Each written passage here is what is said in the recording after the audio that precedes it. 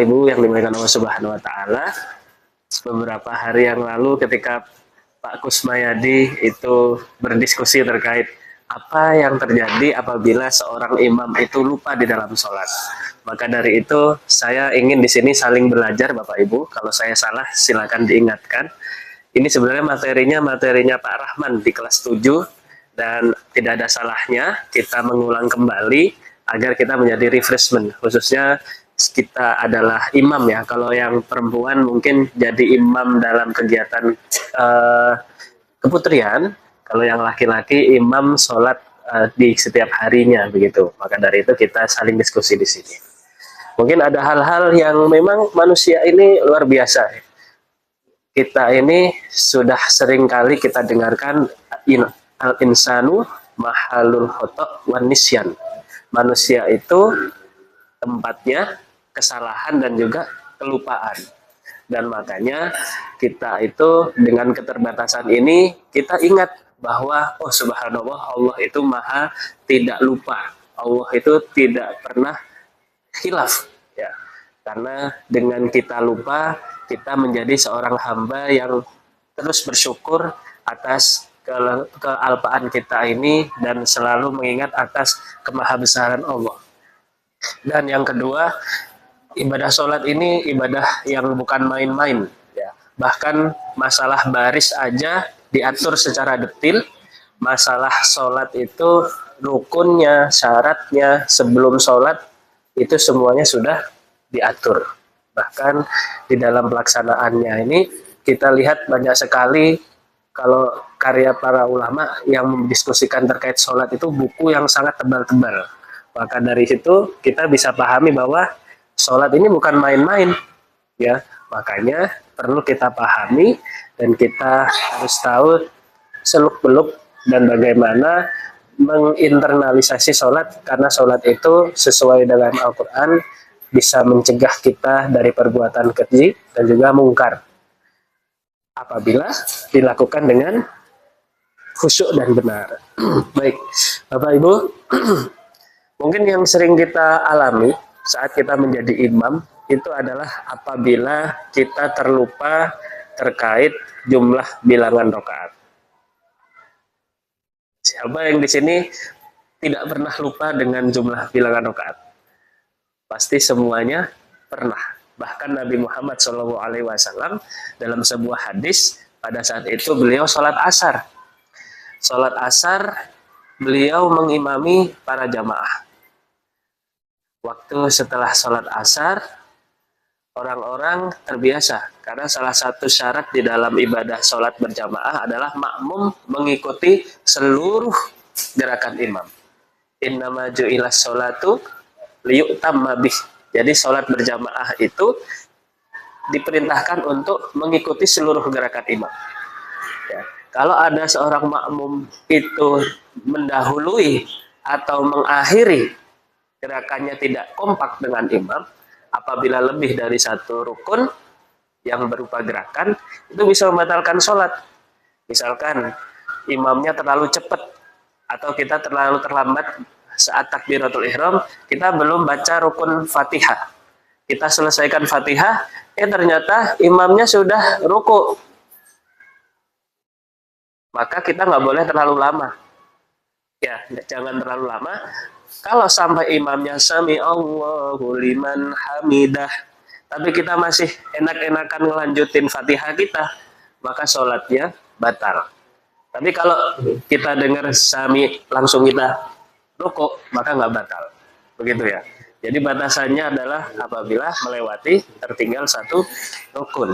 Begitu juga kalau misalkan kita lagi sholat, lampunya gelap, terus kemudian ada makmum yang bilang atau takbirnya kencang, Allahu Akbar, akhirnya kita mendahului, ya kan sholat tidak boleh mendahului imam, maka itu bisa membatalkan sholat apabila itu disengaja. Atau kalau bersamaan dengan imam boleh nggak? Kalau bersamaan dengan imam, imamnya Allahu Akbar, kita juga Allahu Akbar. Kalau bersamaan dengan imam, hukumnya makruh, ya, tapi tidak batal sholatnya. Yang terbaik adalah kita mengikuti imam. Mengikuti itu Kalau dalam hadisnya itu pakai kata fa. Fa itu adalah perbuatan yang dilakukan berurutan. Apabila imam bertakbir, maka kita bertakbir. Apabila imamnya ruku, maka kita mengikuti ruku. Maka sholat itu harus mengikuti. Ya. Nah, karena sholat itu harus mengikuti, jika terjadi imam itu tidak sesuai atau imam itu contohnya sholat asar. Ini konteksnya dalam hadis Rasulullah melaksanakan sholat asar. Sholat asar harus dilakukan 4 rakaat. Namun Nabi Muhammad saat itu oleh Allah qadarullah itu dibuat lupa sehingga sholat Nabi Muhammad sebanyak 3 rakaat kemudian salam. Orang-orang karena tahu bahwa kaidah sholat itu mengikuti imam, maka nggak ada yang protes. Tidak ada yang protes karena sahabat ini orang baik-baik, nurut sama Nabi. Nabi sholat versi baru 3 rakaat, nggak ada yang protes. Sampai ada salah seorang sahabat yang kritis. Nabi Muhammad sholatnya versi baru ya? Loh, enggak, biasa aja. Enggak, Nabi Muhammad, sholat kita hari ini 3 rakaat. Yang benar. Lalu beliau mengkonfirmasi dengan sahabat yang lainnya. Apakah saya sholatnya 3 rakaat atau 4 rakaat? Lalu baru yang lain bilang, iya sholatnya 3 rakaat. Lalu saat itu Rasulullah langsung berdiri menambah 1 rakaat untuk menyempurnakan sholatnya. Lalu beliau takbir, kemudian sholat ditambah 1 rakaat untuk menggenapi 4 rakaat yang kurang tadi. Kemudian yang berbeda adalah beliau menambahkan sujud sahwi sebelum salam. Ya, sujud sahwi. Sujud sahwi itu hukumnya sunnah, bukan wajib ya. Namun beliau menambahkan sujud sahwi sebelum salam. Untuk apa sujud sahwi itu? Kalau kita pahami dari arti sujud sahwi adalah sujud karena lupa. Ya, sahayasu sahwan. Itu adalah artinya lupa. Ketika orang lupa terhadap jumlah rukun, jumlah rakaat, maka dia boleh menambah sujud sahwi. Atau ragu terhadap bilangan jumlah sholat kita, dia sujud sahwi. Ya, sujudnya dilakukan 2 rakaat dan di antara 2 sujud itu kita tengahi dengan duduk.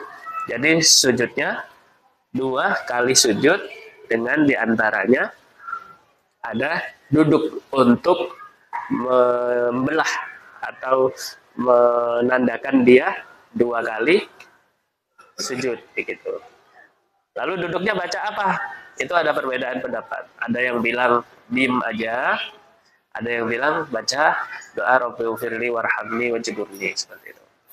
Kalau saat sujud ada doa yang mungkin kita baca bersama ya di sini ya, untuk kita meng-refresh ingatan kita. Doa saat sujud sahwi yaitu Subhana man la yanamu wala yashu ya. Kita baca bersama-sama Subhana man la yanamu wala yashu. Lagi Subhana man la yanamu wala yashu. Sulit Pak Alim, bahasa Arab, bahasa Indonesia aja bisa nggak? Subhana maha suci Allah, man la yanamu yang tidak pernah tidur, dan wala yashu tidak pernah lupa. Boleh nggak kita baca bahasa Indonesia? Sholat pakai bahasa non Arab, sholatnya batal. Jadi tidak boleh diterjemahkan. Ya, kalau nggak bisa ya udah subhanallah gitu saja. Tapi kalau bisa harus bahasa Arabnya. Saya yakin di sini para guru pembelajar bisa belajar ya. Subhana man la yanamu wa la yasu. Karena kalau kita terjemahkan doa yang kita baca dalam sholat bahasa Indonesia tidak sah kalau diucapkan. Tapi kalau dalam hati boleh, karena Allah Maha tahu apa seluruh bahasa yang kita. Ya, tapi jangan diucapkan karena dalam sholat Allah Maha besar tidak sah ya. Maka itu di dalam sholat. Termasuk juga apabila kita terlupa dengan atau ragu dengan jumlah bilangan rakaat. Kalau kita ragu dengan bilangan rakaat dan tidak ada yang mengingatkan, maka dalam sholat itu kita ambil yang paling banyak atau yang paling sedikit? Paling sedikit, ya. Jadi ketika kita lupa, ragu antara 3 dengan 4, maka kita ambil 3-nya. Kalau kita ragu antara 2 sama 1, maka kita ambil 1-nya. Karena kalau kurang kita bingung nyarinya di mana nanti. Kalau kelebihan mungkin masih bisa redeem. Ya. Lalu sujud sahwi ini juga berlaku apabila kita meninggalkan sunnah ab'ad. Sunnah ab'ad itu dalam sholat ada namanya sunnah hayat, ada sunnah ab'ad. Sunnah ab'ad itu apa aja?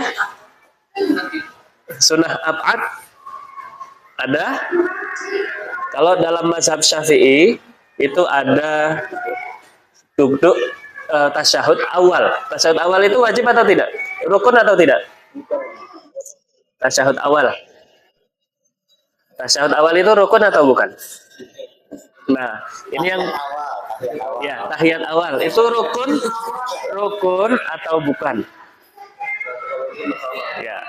Jadi ada biasanya begini. Ada imam sholat maghrib. Sholat maghrib itu kan ada tasyahud awal.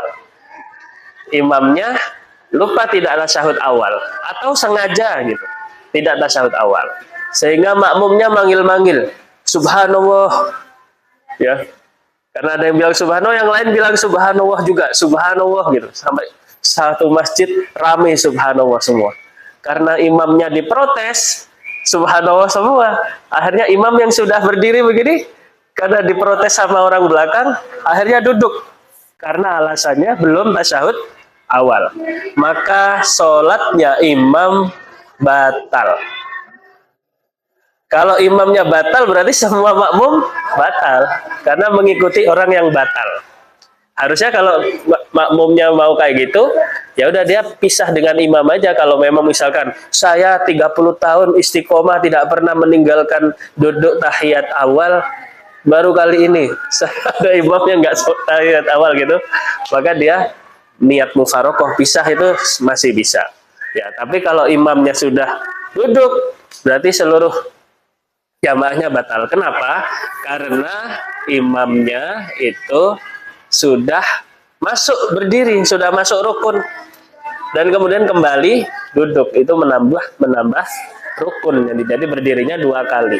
Maka apabila ada imam yang lupa tasyahud awal, maka tidak diperlukan duduk. Misalkan nih kita sholat duhur, lupa kita tidak tahiyat awal, jangan kita karena yang di belakang subhanallah, kita mengalah mengikuti apa permintaan yang di belakang. Itu bisa membatalkan sholat. Gitu, ya. Lalu bagaimana kalau lupa? Kalau lupa tasyahud awal atau meninggalkan sunnah ab'ad, itu dengan cara sujud sahwi. Dalam mazhab lain, tasyahud awal ini ada yang bilang wajib, seperti mazhab Imam Ahmad, ini wajib. Bukan rukun sholat, tapi wajib sholat. Ya. Jadi kalau tidak melakukannya, tidak perlu kita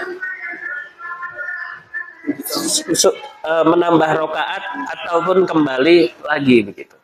Jadi langsung saja. Seperti itu ya. Jadi ada ketentuan. Yang kedua, kalau dalam mazhab Syafi'i, sunnah hayat itu adalah kunut. Kalau ada seorang tidak kunut, imam tidak kunut karena lupa, maka kita disunahkan sujud sahwi. Sujud sahwi kapan? Sebelum salam.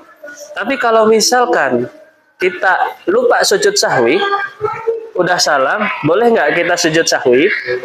Boleh. Setelah salam, dengan catatan jarak antara salam dengan sujud sahwinya tidak terlalu jauh. Jadi kalau misalkan masih 2 menit, 3 menit, oh iya saya belum sujud sahwi tadi, sholatnya lupa. Itu ya Bapak Ibu. Lalu satu hal lagi, kalau rukun itu kan nggak boleh ditinggal. Kalau misalkan ada orang sholat lupa baca Fatihah, kondisinya dia sudah sujud dalam rakaat pertama, lupa baca Fatihah. Fatihah itu adalah rukun. Dia lupa belum baca Fatihah. Lalu kemudian pas sudah sujud, dia lupa. Masya Allah, saya langsung baca surat. Maka saat orang itu lupa, dia langsung kembali berdiri pada saat itu. Baca Fatihah, ngulang lagi. Tanpa memutus. Ya. Jadi langsung saja berdiri, ngulang, baca Fatihah. Kalau makmum melihat seperti itu, ikutin aja. Jangan protes aneh gitu. Ikutin aja, berarti ada hal yang dilupakan oleh imam. Ya, imam baca Fatihah gitu. Itu apabila masih belum lewat 1 rakaat.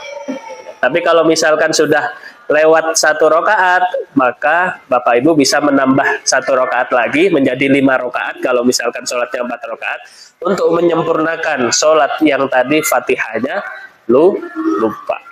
Ya. Oke.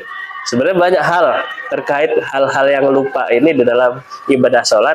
Mungkin saya lebih khususkan terkait sujud sahwi itu saja. Untuk yang lain kita diskusikan di pekan depan, insya Allah. Mungkin itu Bapak Ibu.